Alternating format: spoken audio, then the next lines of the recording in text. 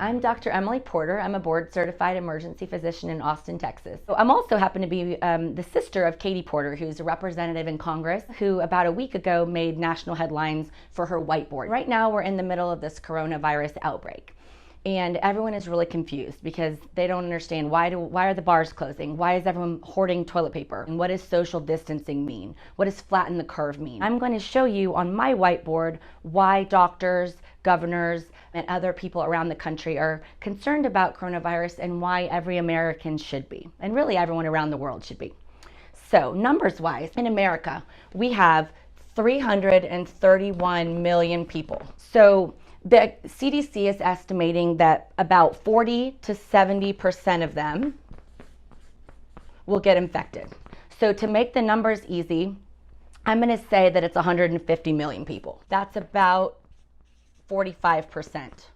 So on the lower end of that 40 to 70%. So if 150 million people get infected, 80% of them are going to be just fine. So 20% of people will need hospitalization. Italy has a big problem right now, and they don't have enough hospital beds for people. Well, they have more hospital beds per capita in Italy than they have in America. So 80% fine, 20% need a hospitalization. 5 to 10% of the 150 million that get infected are going to need a ventilator, life support. What it does is it helps their lungs rest, it helps their heart rest, it gives their body time to heal because we don't have a cure for this virus, we don't have an antiviral drug that works, and we don't have a vaccine. Let's say 5% of the people need ventilators. 5% of 150 million people is 7.5 million vents needed in America. So I started thinking, well, how many do we have in America? Like, I'm in Texas, it's a big state, we've got a lot of big hospital systems. We probably have more than enough to take care of everybody. So I looked it up, and in Texas, we only have about 4,000.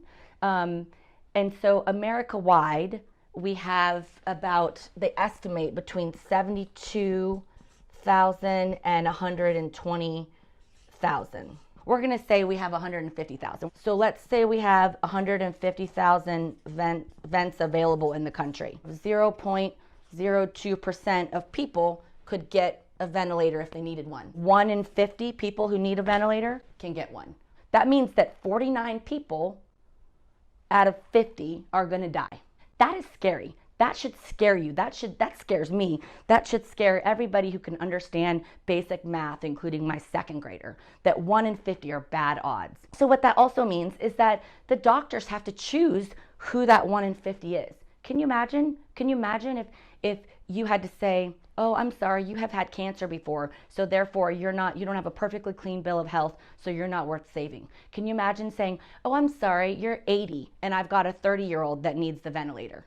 Making those choices, because that's what they're doing in Italy right now. Unless you want somebody to decide whether you're worth saving, or your dad, or your sister, or your baby, or your grandma is worth saving, you have to do your part to prevent us from having to make these decisions, because we're heading there, and we're heading there very, very quickly. So you've heard about flattening the curve. This is what that curve means.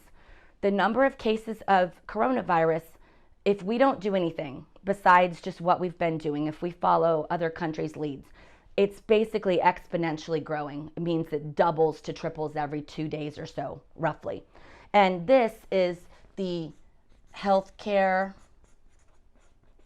system capacity. That's a line. If we don't do anything without protective measures, we're going to end up here, above the ability to take care of everybody. What that means is that all these people, and probably more, die.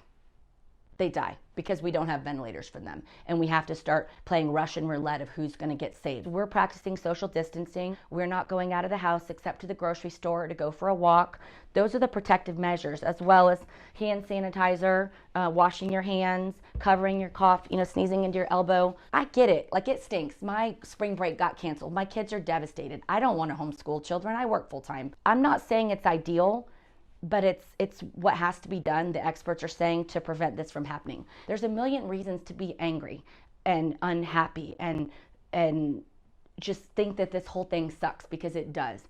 But what really sucks is losing 47 million people. So I'm washing my hands, I'm doing my part, and I'm also just listening to what I'm being told by the experts, and I really hope that you can too. This is about everybody coming together for the common good, that we want a future for our children.